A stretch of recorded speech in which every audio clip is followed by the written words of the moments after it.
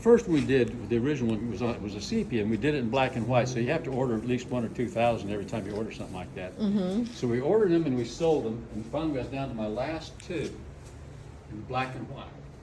And a friend of mine had the store across the street, and he said, if you can do some fundraisers, you can use my store as a display, so we did. So I was down to my very last two. Like ink tanks and stuff like that? What type of setting? Like, what type of printing? Did we do? Yeah. We were newspaper printing. Oh, newspaper printing, like old school. Yeah, Apalachicola time, yeah. I've got a lot of typing and stuff. With letterpress and stuff, or not? No, but I had a friend, Gennaro Zingarelli, that had a press over here like this. I got in there just as we got into the electronic side of it, pretty much. Oh, it wasn't the steel plates then? No. No, Steel okay. plates. Yeah, okay. That's it. But, so, anyhow, we redid these, we had done to the very last two on display over here. And I had other things in there, and I'd spend a lot of time, the newspaper was right here, so I'd go across the street if anybody wanted to go in there and look on this side of the stuff we had. Because most of it was charity raised and stuff. So one day I was in there talking to some people, and this guy comes in, young kid, about your height. Of course, you're fat compared to what he was. He needed a number of things. He needed a bath, a meal, a hug. I mean, he was just the wreck of the Hesperus, and he came up the door and he said, how much did you get for those? And I said, I think at the time, they were $17, $18. And he said, I said, but I didn't tell him that. I said, why? Because I was biased, racist, and prejudiced, and wrong about everything. Sure. So I said, why? And he said, well, I wanted a watercolor one. So I had this epiphany. And I said, well, here, take them both and watercolor me one too. 3 months later, he comes back with that right there. Wow. 3.5 or so years later, this is when this was the newspaper. And the receptionist was by the front door up here. So subtle. It's very nice. Well, the secretary was up by the front door up here, and she called me in the back. My office is in the back, and she said, Mr. John, there's a gentleman up here who wants to see you. Well, we did so many fundraisers, I knew the IRS was going to check us. So I was telling my CPA and my bookkeeper, keep me straight here. So they said, we've got you covered.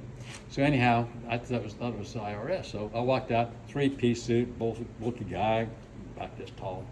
And walked out, and I said, yes, sir, can I help you? And he said, you sell these things? And picked up one of the colored ones. And I said, yes, sir, we do. And he said, how much are they? And I told him the price. And he said, well, why don't you just give me a couple of them, IRS? So I said, well, here, take two.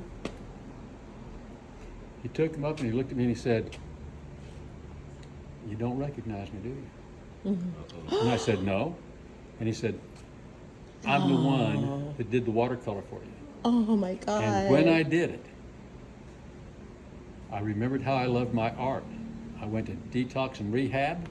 I now do restorations for museums. So obviously he had already been one hell of a printer or of an artist. So anyhow, I said, whoa, wait a minute. So I'm going to go back. Let me get my recorder and my camera. So I headed to the back room back there. And by the time I got to the back and back out here, he was already getting in a new Buick automobile. He had already taken his jacket off and his vest off and was sliding in the car. And I said, Gail, what happened? She said,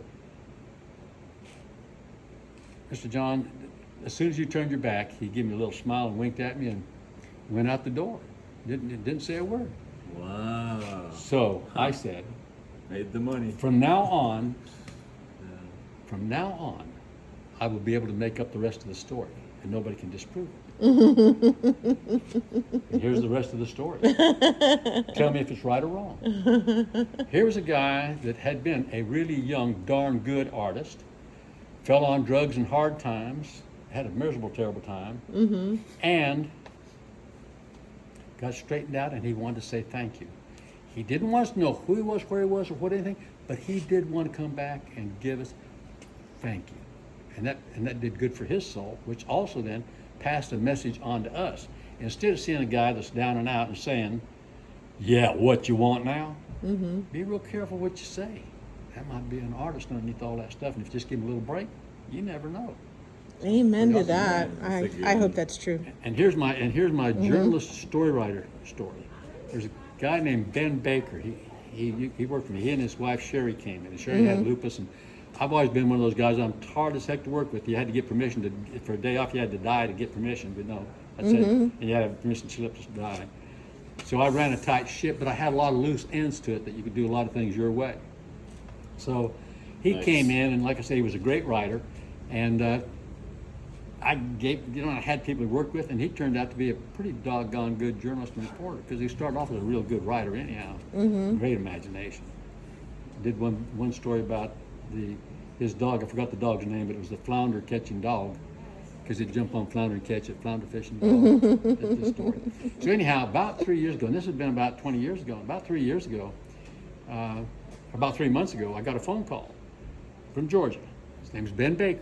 He said, "Hey, Mr. Lee." I said, "How you doing?" He said, "This is Ben Baker." I said, "Ben, how you doing? How's Sherry?" He said, "Well, she said got health problems, all that stuff. He said, "But I wanted to call you. I just bought 3 small newspapers. Whoa. Thanks to you for getting me in this business. It's the best thing that's ever happened to us." Oh, So I wow. said, "You just don't know." Wow. You have, it's like God put you here to kind of guide people in the right direction almost. What Yeah. he did, and the reason I'm as old as I am, is he says, I thought I was going to die when I was about 60. Oh, really? Oh yeah. Oh, listen, I lived fast, loved hard, and thought I was going to die young. I didn't know how to drive a car in less than 100 miles an hour. I could chug a lug one beer, holding it over my head like that, and pouring it down. Wow. 32 scotch and sodas. One Wow. night, and rolled a truck 4 times and crawled out through a crushed up cab and hitchhiked to a place. And so that's the stuff I did. Never found driving too fast. So I lived really kind of a crazy. Rode my motorcycle till one of my wives said, "If you don't sell a motorcycle, I'm leaving you this week. That's it. I'm tired of this." So I had to get my motorcycle. She's a good cook. She left later on anyhow because I wasn't worth a hoot. So, but that's. But I'm just an unfinished project. So it's. I got. Is this your shop? Yeah, this is my building. What's the name of it? The building. Well, I've got my name up front. It's called Lee. That's my last name. The company's name is Retsyo Inc. You know what Retsyo Inc. is? Retsyo Inc? Retsyo. No. And my license plate on my truck out there, Retsyo. Oyster spelled backwards. You're in the oyster capital of the world. Oh, I didn't even think about that. I'm too tired. So that's how busy we are. If we hear a good idea, we pick it up and we run with it and have a good time. Julie's happy. Great. Oh, that son. Yeah. Yes. As far as history, I've got Robert E. Lee's signature from when he was in the engineers before the Civil War, heard 10 or 20 this, years before the man. Civil War. And photograph of him from that period of time. And the name of the shop I again? want to know about the Retsyo Inc. Okay, gotcha. Thank you. It's that crazy guy. The that's native downtown. brains, man. Come on.